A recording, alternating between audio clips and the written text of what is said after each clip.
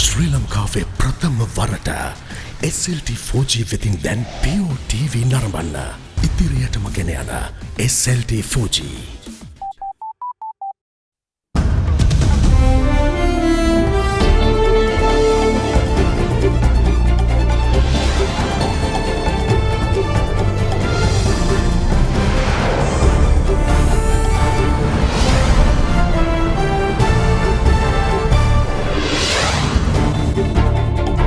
අද 2020 මැයි 4 සඳුදා සිරස්තල COVID-19 ආසාදනයෙන් සිදු වූ මෙරට 8 වෙනි මරණය වාර්තා වෙයි. සුව වූ පළමු නාවික සෙබලා රෝහලෙන් පිටවයයි. ආසාදිතයින් 721ක්.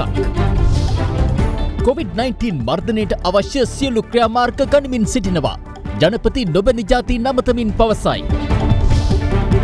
හැඳුනුම්පත් අංක ක්‍රමවේදය ඇඳිරි නීතිය පවතින දිස්ත්‍රික්කවලට පමණයි. මැයි මාසට අදාළ 5000 දීමනාව ලබා දීම ඇරඹේ. 2020 මහ මැතිවරණයේ පැවැත්වීම නීතියේ සඳහන් ක්‍රියාපටිපාටියට අනුව ක්‍රියා කරන්න නීතිපති මැතිවරණ කොමිසමට දන්වයි. නව ලයිෆ්බොයි ඔලිව් විෂ වලින් 100%කින් වැඩි ආරක්ෂාවක්. ලයිෆ්බොයි ආරක්ෂාවෙන් නොපියව ඉදිරියට. From Ada Derana, this is Ada Derana, Late Night Prime. Live from Studio 24 in Colombo.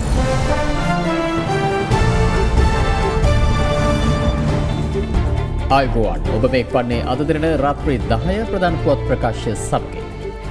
COVID-19 ආසාදනය වීමෙන් මෙරට සිදු වූ 8 වෙනි මරණය අද සවස වාර්තා වුණා. මියගියේ හෝමාගම රෝහලේ ප්‍රතිකාර ලබමින් සිටි 72 විරිදි කාන්තාවක්. මේ අතර මේ වන විට මෙරටින් වාර්තා වන සමස්ත ආසාදිතයින් සංඛ්‍යාව අද 721ක් දක්වා ඉහළ ගියා. COVID-19 වෛරසය ආසාදනය වීමෙන් අද පස්වරුවේ මියගියේ හෝමාගම රෝහලේ ප්‍රතිකාර ලබමින් සිටි පොල්පිටිගම ප්‍රදේශයේ පදිංචිකාරණයක්. 72 විරිදි ඇය වකුගඩු රෝගයෙන් පෙළඹින් සිටි බවයි සෞඛ්‍ය සේවා අධ්‍යක්ෂ ජනරාල් විශේෂඥ වෛද්‍ය අනිල් ජයසිංහ මහතා පවසන්නේ. මියගිය කාන්තාවගේ අවසන් කටයුතු කොටිකාවත්ත පොදු සුසාන භූමියේදී අද සිදු කෙරුණා. මේ අතර ඊයේ දිනේ තුල මෙරටින් COVID-19 වෛරස ආසාදිතයින් 13 දෙනෙකු හඳුනා ගැනුණා. ඉන් 11 දෙනෙකු නාවික හමුදා සමාජිකයින්. ඔවුන් වැලිසර කඳුරේ රාජකාරී කරන අයවලුන් ඇත්තටම එහි වැදගත්කමත් ඔවුන් නිමාඩු ගොස් සිටපු අයවලුන් වහම කැඳවුම් පස්සේ ඔව් කඳුරට පැමිණියන් පස්සේ සොයාගත් අයවලුන් ඔවුන් ඇසුරු කරපු පුද්ගලයන් එක් පුද්ගලයෙක් හමු වුණා ආසාදිතයෙක් හැටියට. තවත් එක් පුද්ගලයෙක් පෙරවල පිටිය ප්‍රදේශයෙන් හමු වුණා. ඒ පුද්ගලයාත් නාවික හමුදාවේ අපගේ විරෝධා රණවිරුවෙක් ඇසුරු කිරීම හේතුවෙන් ඔහුව නිරෝධායන් ලක් කරලා තියද්දි තමයි හමු වුණේ. ඒ අනුව 13 දෙනෙක් ආසාදිතයන් හැටියට ඊයේ දිනේ වාර්තා වුණා. ඊයේ දිනේට 1468ක් PCR පරීක්ෂණ කරලා තිබෙනවා. එයින් 1100ක පමණ ප්‍රතිඵල ලැබිලා තිබෙනවා. ඒ අනුව තමයි ඒ ආකාරයේ ප්‍රමාණයක් අපි හොයාගන්නේ. මේ අතර COVID-19 වෛරසය ආසාදනය වී පූර්ණ සුවය ලැබූ පළමු නාවික හමුදා සමාජිකයා IDH රෝහලෙන් ඊයේ පිටව ගොස් තිබෙනවා. ඔහුට වෛරසය ආසාදනය වී ඇති බව හඳුනාගෙන ඇත්තේ පසුගිය මාස 25 වෙනිදායි. ශ්‍රී ලංකාව තුළ COVID-19 වසංගතය තුරන් කිරීම සඳහා අවශ්‍ය සියලු පියවර ගනිමින් සිටින බව ජනාධිපති ගෝඨාභය රාජපක්ෂ මහතා පවසනවා. ජනාධිපතිවරයා මේ අදහස් පළ කළේ අද නොබැඳි ජාතීන්ගේ රටවල් අමතමින්. වෛරස් ව්‍යාප්ති සටනේදී සාමූහික ක්‍රියාමාර්ග සාකච්ඡා කිරීමට නොබැඳි ජාතීන්ගේ සංවිධානය මාර්ගගත වීඩියෝ සම්මන්ත්‍රණයක් පැවැත්වුවේ සමාජික රටවල රාජ්‍ය නායකයන් රැසකගේ සහභාගීත්වයෙන්. Sri Lanka also supports the endeavours of the WHO, which has been playing a vital role. වෛරස් ව්‍යාප්තිය තුරන් කිරීම සඳහා කැපවන ලෝක සෞඛ්‍ය සංවිධානයට ශ්‍රී ලංකාවේ සහාය හිමි වනවා. ශ්‍රී ලංකාව මේ වන විට සාර්ථකව COVID-19 තර්ජනය පාලනය කර තිබෙනවා. මෙතෙක් සිදු කළ PCR පරීක්ෂණ වලින් ආසාදිතයන් විදිහට තහවුරු වී ඇත්තේ 3% පමණයි. මරණ අනුපාතය වන්නේ 0.97ක් තරම් අවමාගයක. පසුගිය පෙබරවාරි මාසයේ මුලදී වසංගතය නිරීක්ෂණය සඳහා අපරාජය සෞඛ්‍ය අංශ ප්‍රවීණයන් ඉහළ ආරක්ෂක අංශ නිලධාරීන් සහ පරිපාලකයන්ගෙන් සැදුම්ලත් කාර්යසාධක බලකායක් ස්ථාපිත කළා. වෛරසය ව්‍යාප්තියට එරෙහිව සටන් කරන්නට අවශ්‍ය සියලුම ක්‍රියාමාර්ග ගත්තා.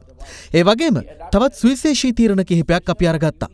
රාජ්‍ය බුද්ධි සේවාව මේ සඳහා යෙදුවා. පොලිසිය සහ මහජන සෞඛ්‍ය පරීක්ෂකවරුන් යොදා ගැනීමෙන් ආසාදිතයන් සබඳතා පවත්වා ඇති ආකාරය හඳුනාගත්තා.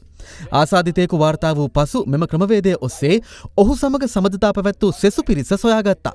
මෙතෙක් හඳුනා ගැනුණු COVID-19 ආසාදිත පොකුරු 31න් 27ක්ම මේ වන විට සම්පූර්ණයෙන්ම අක්‍රිය කර තිබෙනවා. ඉතිරි පොකුරු 4 පවතින්නේ දැඩි අධීක්ෂණය යටතේ. ඒ හරහා සාමාන්‍ය සමාජයට මෙය ව්‍යාප්ත වීමට කිසිදු ඉඩක් නැහැ. විශිෂ්ට නිදහස් සෞඛ්‍ය සේවාවක් සමග වෛරස ව්‍යාප්ති පාලන යාන්ත්‍රණයක් එක් කරමින් රට පුරා දැවැන්ත වැඩපිළිවෙලක් ක්‍රියාත්මක වෙමින් පවතිනවා. which includes a well-established preventive mechanism placed throughout the country. කොරෝනා වෛරසය පැතිරීම වළක්වන්න සබන් යොදා දෑත් සෝදන්න. ඇඳරි නීතිය ක්‍රියාත්මක කිරීම සම්බන්ධයෙන් ජනාධිපති මාධ්‍යංශය අද නිවේදනයක් නිකුත් කළා. එම නිවේදනයේ දැක්වෙන්නේ කොළඹ, ගම්පහ, කළුතර සහ පුත්තලම දිස්ත්‍රික්කවල ඇඳරි නීතිය නැවත දැනුම් දෙන තුරු ක්‍රියාත්මක වන බවයි. එමෙන්ම ගෙවුණු දින 46ක කාලය තුළ ඇඳරි නීතිය උල්ලංඝනය කිරීම හේතුවෙන් අත්අඩංගුවට ගෙන ඇති පුද්ගලයින් ගණන 46397ක් දක්වා ඉහළ ගොස් තිබෙනවා. ඇඳරි නීති ක්‍රියාත්මක දිස්ත්‍රික්ක සහ දින සම්බන්ධයෙන් ජනාධිපති මාධ්‍යංශය අද පස්වරුවේ නිවේදනයක් නිකුත් කළා. ඒ අනුව කොළඹ, ගම්පහ, කළුතර සහ පුත්තලම දිස්ත්‍රික්ක හැර සෙසු දිස්ත්‍රික්ක 21හි ඇඳරි නීතිය අද සිට මැයි 6 වන බදාදා තෙක් රාත්‍රී 8 සිට අලුයම 5 දක්වා ක්‍රියාත්මකයි. එම දිස්ත්‍රික්කවල මැයි 6 වෙනි බදාදා රාත්‍රී 8ට පනවන ඇඳරි නීතිය මැයි මාස 11 වන සඳුදා අලුයම 5 තෙක් බලපැවැත්වෙනු ඇති. මේ අතර ඇඳරි නීතිය ක්‍රියාත්මකව තිබියදී ජනජීවිතය යථා තත්ත්වයට පත්වන අයුරු ජනාධිපති මාධ්‍ය අංශය සඳහන් කරනවා. එහිදී බස්නාහිර පළාත සහ පුත්තලම දිස්ත්‍රික්කයේ රාජ්‍ය සහ පෞද්ගලික අංශයේ ආයතන මැයි 11 වන සඳුදා සිට විවෘත කළ යුතුයි. එහිදී වෛරසය පාලනය සඳහා නිර්දේශිත සෞඛ්‍ය ආරක්ෂණ ක්‍රමවේද මුළු මුනින්ම පිළිපැදීමට ආයතන ප්‍රධානීන් වග බලාගත යුතුයි. පෞද්ගලික අංශයේ ආයතන උදැසන 10ට විවෘත කළ යුතු බවයි සඳහන් වන්නේ. දෙයංශයේම ආයතනවල සේවයට කැඳවන සේවක සංඛ්‍යාව තීරණය කිරීම ආයතන ප්‍රධානීන්ට පැවරෙනවා. ලංගම බස් රථ සහ දුම්රිය මැදිරිවල ගමනාගමනය රාජ්‍ය සහ පෞද්ගලික දෙයංශයේ රැකියා සඳහා පැමිණෙන අයට පමණක් සීමා කෙරෙනවා. ඇඳරි නීතිය තිබියදී නිවෙස් වලින් බැහැරව යාමට අවසර ලබා දීම පිළිබඳවද එම නිවේදනයේ සඳහන්. ඒ අනුව සේවය සඳහා වාර්තා කළ යුතු අත්‍යවශ්‍ය අය හැර සෙසු ජනයා නිවෙස්වලම රැඳී සිටින ලෙසයි රජය ඉල්ලා සිටින්නේ. නිවසින් බැහැර යා යුත්තේ ආහාර හා ඖෂධ වැනි අත්‍යවශ්‍ය භාණ්ඩ හා ද්‍රව්‍ය මිලදී ගැනීමට පමණයි. මේ අතර ජාතික හැඳුනුම්පතේ අවසාන අංකය අනුව නිවසින් බැහැරව යාමට අවසර දීම සම්බන්ධයෙන්ද එහි සඳහන් වනවා. ඒ අනුව ජාතික හැඳුනුම්පත අනුව නිවෙස් වලින් බැහැරට යාම අදාළ වන්නේ ඇඳරි නීතිය ක්‍රියාත්මක ප්‍රදේශවලට පමණයි. එය මැයි 11 වන සඳුදා සිට ක්‍රියාත්මක වනවා. ඇඳරි නීතිය ලිහිල් කළ අවස්ථාවලදී එම ක්‍රමවේදය අදාළ නොවන බවයි ජනාධිපති මාධ්‍යංශය පවසන්නේ. මෙම වැඩපිළිවෙල සම්බන්ධයෙන් කලින් නිවේදනවල ඇතුළත් කළ කොන්දේසි නොවෙනස්ව පවතින බවද ජනාධිපති මාධ්‍යංශය පවසනවා. ඒ හැඳුනුම්පතේ අංක පිළිබඳ ක්‍රමවේදය ක්‍රියාත්මක කිරීමට අදහස් කරන්නේ ලබන සඳුදා 11 වෙනිදා සිට ඇඳරි නීතිය පවතින අතරතුරම සාමාන්‍ය කටයුතු කරගෙන යාම නැමැති සිද්ධාන්තය යටතේ ඔබ ඇඳරි නීතිය ක්‍රියාත්මක වන කාලය තුල ඔබේ නිවසෙන් පිටව යනවා නම් පිටව යන්න අවශ්‍ය වෙන්නේ ආහාර මිලදී ගැනීමකට නැත්නම් ඖෂධ මිලදී ගැනීමක් සඳහායි අදාළ දිනේදී අදාළ අංකයට අදාළවයි ඔබට යාමට හැකියාවක් ලැබෙන්නේ. ඔබ රැකියාවක් කරනවා නම් සේවා හැඳුනුම්පත ඒ වගේම ඔබට ලබා දී ඇති බලපත්‍ර අනුව සිදු කරන්නට පුළුවන්. COVID-19 වෛරස හමුවේ කිසිදු මූල්‍යමය විදෙස් ආධාරයක් රටට ලැබී නැති බව අග්‍රාමාත්‍ය මහින්ද රාජපක්ෂ මහතා පවසනවා. අග්‍රාමාත්‍යවරයා මේ බව ප්‍රකාශ කළේ අද පෙරවරුවේ හිටපු පාර්ලිමේන්තු මන්ත්‍රීවරුන් සමග අරලියගහ මන්දිරයේ පැවති සාකච්ඡාවකට එක්වෙමින්. මෙම සාකච්ඡාවට දෙමළ ජාතික සන්ධානය ඇතුළු පක්ෂ 16ක් සහභාගී වූ අතර එක්සත් ජාතික පක්ෂය, සමගි ජන බලවේගය සහ ජනතා විමුක්ති පෙරමුණ සහභාගී වූයේ නැහැ. අග්‍රාමාත්‍ය මහින්ද රාජපක්ෂ මහතාගේ ප්‍රධානත්වයෙන් පැවති මෙම සාකච්ඡාව අද පෙරවරු 10ට ආරම්භ කෙරුණා. එම අවස්ථාවට විසුරුවා හැරි පාර්ලිමේන්තුව නියෝජනය කළ සහ ඊට පෙර පැවති පාර්ලිමේන්තු නියෝජනය කළ මන්ත්‍රීවරුන්ද සහභාගී වුණා.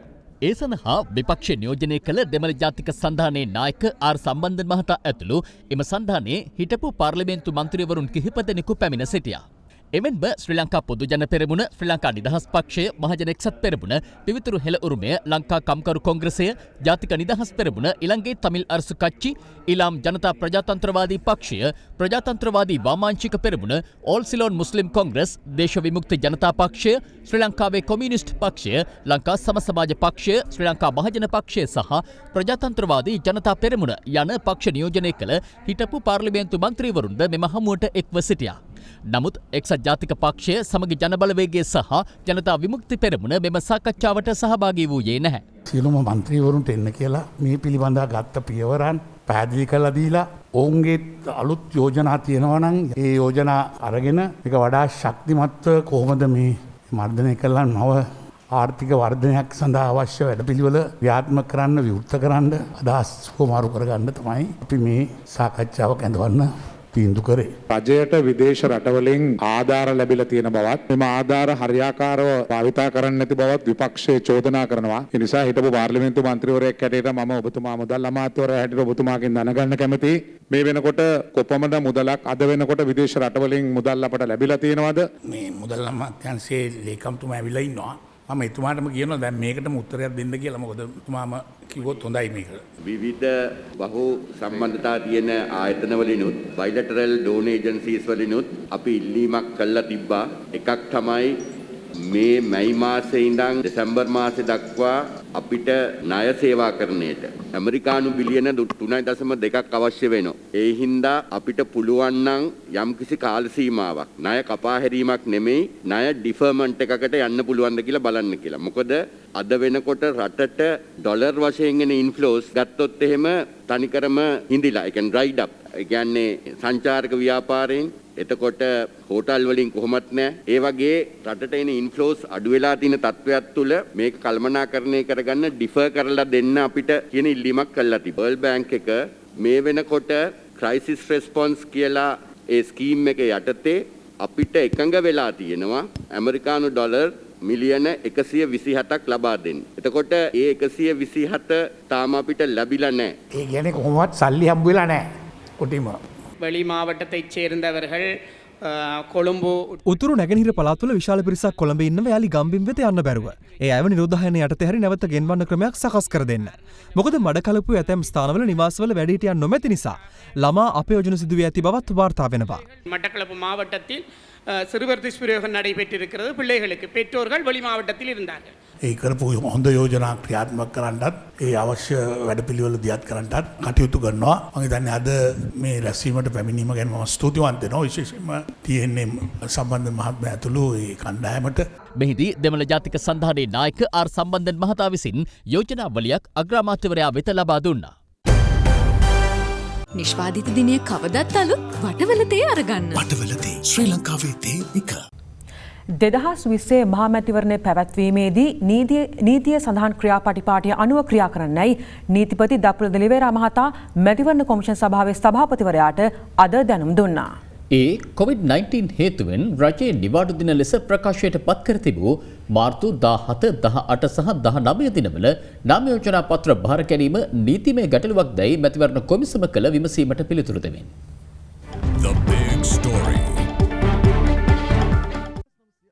ජනාධිපති ගෝඨාභය රාජපක්ෂ මහතා විසින් පසුගිය මාර්තු මාස 2 වෙනිදා පාර්ලිමේන්තුව විසිරුවා හැරීමත් සමග මහ මැතිවරණයේ නාම යෝජනා කැඳවනු ලැබුවා. ඒ මාර්තු 12 වෙනිදා සිට 19 වෙනිදා දක්වායි.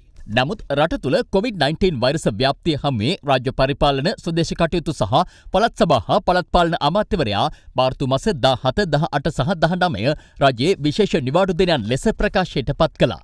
ඒ පසුගිය මාර්තු මාස 17 වෙනිදා අතිවිශේෂ ගැසට් නිවේදනයක් නිකුත් කරමින් එම දින 3 නිවාඩු දිනයන් ලෙස ප්‍රකාශයට පත් වුවත් නාම යෝජනා බාර ගැනීමේ ක්‍රියාවලිය සාමාන්‍ය පරිදි සිදු වුණා. කෙසේ වෙතත් නිවාඩු දිනවල භාරගත් නාම යෝජනා පත්‍ර නීත්‍යානුකූලදැයි පසුගියදා මැතිවරණ කොමිසම සමග දේශපාලන පක්ෂ නියෝජිතයින් සහභාගී වූ හමුවේදී සාකච්ඡා වී තිබුණා. මැතිවරණ පනතට අනුව රජයේ නිවාඩු දිනවල නාම යෝජනා බාර ගන්න බෑ. එහෙමනම් ඒ නාම යෝජනා වළංගුද නැද්ද කියන ප්‍රශ්නය දැන් මතුවලා තියෙනවා. නිසා දැන් මැතිවරණ කොමිසම මේ සඳහා නීති උපදෙස් පතන්න යනවා. පාර්ලිමේන්තු මැතිවරණ පනතේ 10.2 වගන්තියේ රෝමානු 2 අනුවගන්තියේ සඳහන් වෙනවා. පළවන උපවගන්තියේ ආචේදයේ දක්වනු නියම කරනු ලබන දිනය 15ක පොහොය දිනයක් හෝ 1971 අංක 29 දරන රජයේ නිවාඩු දින පනතේ සඳහන් දිනයක් නොවිය යුතුය කියලා. එහෙමනම් මේ 10/2 දෙවන රෝමානු වගන්තීන් කියන රජයේ නිවාඩු දිනයක නොපැවැත්විය යුත්තේ ඡන්දය මිසක් නාම යෝජනා බාර ගැනීම නෙවෙයි. ඒතර මේක ඊටාම පැහැදිලි මේ රජයේ නිවාඩු දිනයක නොපැවැත්විය යුතුයි කියන සීමාව දාලා තියෙන්නේ ඡන්දය විමසීමේ දිනයට මිස නාම යෝජනා කාල සීමාවට නෙවෙයි. රජයේ නිවාඩු දින ප්‍රකාශයට පත් කිරීමෙන් මැතිවරණයේ පැවැත්වීමේ නීති අනුකූලත්වය හෝ විශේෂම මැතිවරණ කොමිසම කියන ආකාරයෙන් නාම යෝජනා බාර ගැනීමේ නීති අනුකූලත්වයට කිසිම බලපෑමක් නැහැ. ඒ අනුව මේ සම්බන්ධයෙන් නීතිපතිවරයාගෙන් උපදෙස් විමසීමට මැතිවරණ කොමිෂන් සභාව ඊයේ පියවර ගත්තා. ඊට ප්‍රතිචාර දක්වමින් නීතිපතිවරයා අද කොමිසමේ සභාපතිවරයාට ලිපියක් යොමු කර තිබුණා. එහි සඳහන්ව ඇත්තේ 2020 මහා මැතිවරණය සඳහා දැනටමත් කොමිසම විසින් නාම යෝජනා බාරගෙන ඇති බව හඳුනාගෙන ඇති බවයි. ඡන්ද විමසීම සඳහා ගනු ලැබූ අදාළ පියවරයන් පිළිබඳවත් නිරීක්ෂණය කර ඇති බැවින් මැතිවරණය පැවැත්වීමේදී නීතියේ සඳහන් ක්‍රියාපටිපාටියට අනුව ක්‍රියා කිරීම අවශ්‍ය බව නීතිපතිවරයා සිය ලිපියෙන් පෙන්වා දී තිබෙනවා. එදිනෙදා ඔබේ මුළු සිරුරටම රැකවරණයක්. ස්වදේශී කොම්බ සබන්. COVID-19 වෛරසය ව්‍යාප්තිය පාලනය සඳහා පනවා ඇති ඇඳරි නීතිය හේතුවෙන් අපහසුතාවට පත් ජනතාව සොයා මනුසත් දෙරණ ජාතික ක්‍රියාන්විතය අදත් ක්‍රියාත්මක කෙරුණා. අද එහි 40 වන දිනයයි. COVID-19 වෛරස ව්‍යාප්තිය පාලනය කිරීමට පැන වූ ඇඳරි නීතිය නිසා අසරණ වූ ජනතාවට සරණක් වන්නට අත්‍යවශ්‍ය ආහාර ද්‍රව්‍ය බෙදා දීමේ වැඩපිළිවෙල මනුසත් දෙරණ සහ ඩයලොග් ආයතනයේ එක්ව ආරම්භ කළා. ඒ අනුව දිවයින පුරා විහාරස්ථාන කතෝලික මෙන්ම මුස්ලිම් දේවස්ථාන ළමා සහ වැඩිහිටි නිවාස රැසක් සඳහා වේලි ආහාර ද්‍රව්‍ය පාර්සල් 50,500ක් පමණ මේ වන විට බෙදා දී තිබෙනවා.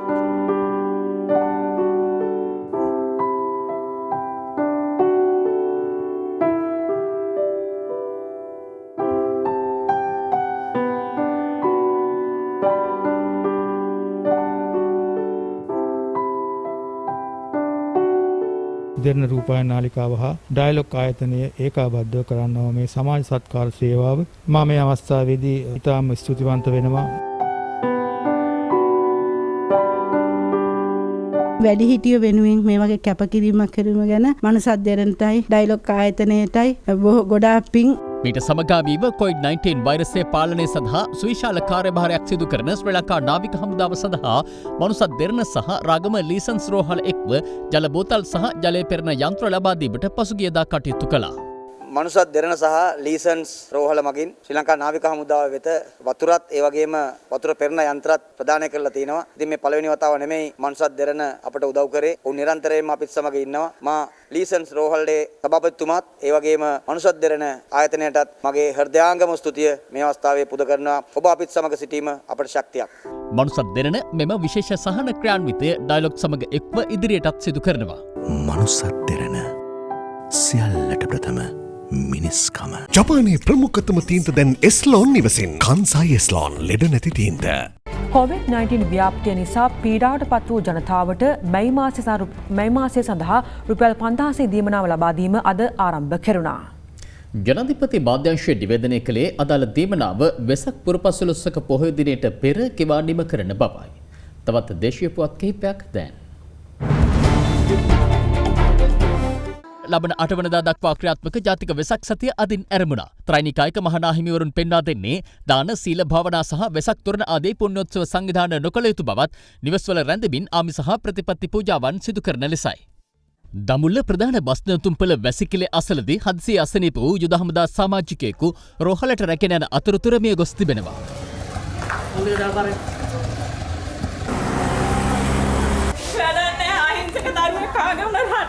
කියපු දරුවේ ඒ වෙනුවෙන් ආවද දමුල්ල පොලිසියට කතා කරලා තාන මේ යනුවට කතා කරා මේ බාගෙට වැඩි හිටියා අපි අර අහිංසක කොල්ලෝ දෙන්නෙක් විතරයි අත ගැහුවේ කව් අපේ දරුවෝ ඉන්න රට වෙනුවෙන් ගිහින් අපේ දරුවෙකුට උනත් එච්චර නේද.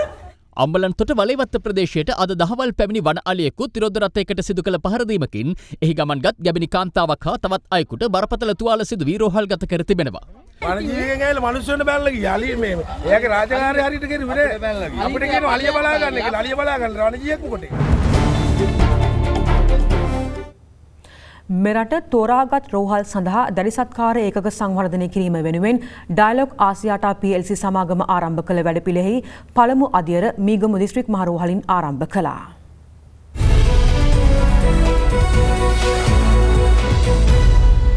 COVID-19 වෛරස ව්‍යාප්තිය තුළ මෙරට ජනතාවට සහන සැලසීමට ඩයලොග් ආයතනය කටයුතු කරමින් සිටිනවා. ඒ අතර සෞඛ්‍ය අමාත්‍යාංශය තෝරාගත් රෝහල සඳහා කඩිනමින් දැඩි සත්කාරයක සංවර්ධනය වෙනුවෙන් රුපියල් මිලියන 200ක් ලබා දීමට ඩයලොග් ආයතනය පසුගියදා තීරණය කළා. එම වැඩපිළිවෙලේ පළමු අධීරය යටතේ මීගමු දිස්ත්‍රික් මහ රෝහලේ දැඩි සත්කාරයකට අවශ්‍ය සියලු උපකරණ සපයා දී තිබෙනවා. ඩයලොග් ආයතනයේ මූල්‍ය පරිත්‍යාගයක් අනුව සෞඛ්‍ය අමාත්‍යාංශය සමග දෙවෙනි රෝහල්වල දැඩි සත්කාර ඒකක නවීකරණය කිරීමේ වැඩසටහනේ මුල් අධීර විදිහට මීගමු මහ රෝහලේ දැනට අක්‍රිය වෙලා පවතින ඇඳන් 10ක දැඩි සත්කාර ඒකකයේ වැඩ කටයුතු ආරම්භ වෙනවා. ඇත්තටම මෙම නවීකරණය කිරීම සඳහා මූල්‍ය දායකත්වය දක්වන ඩයලොග් ආයතනයට අපි ඉතාමත්ම ස්තුතිවන්ත වෙනවා.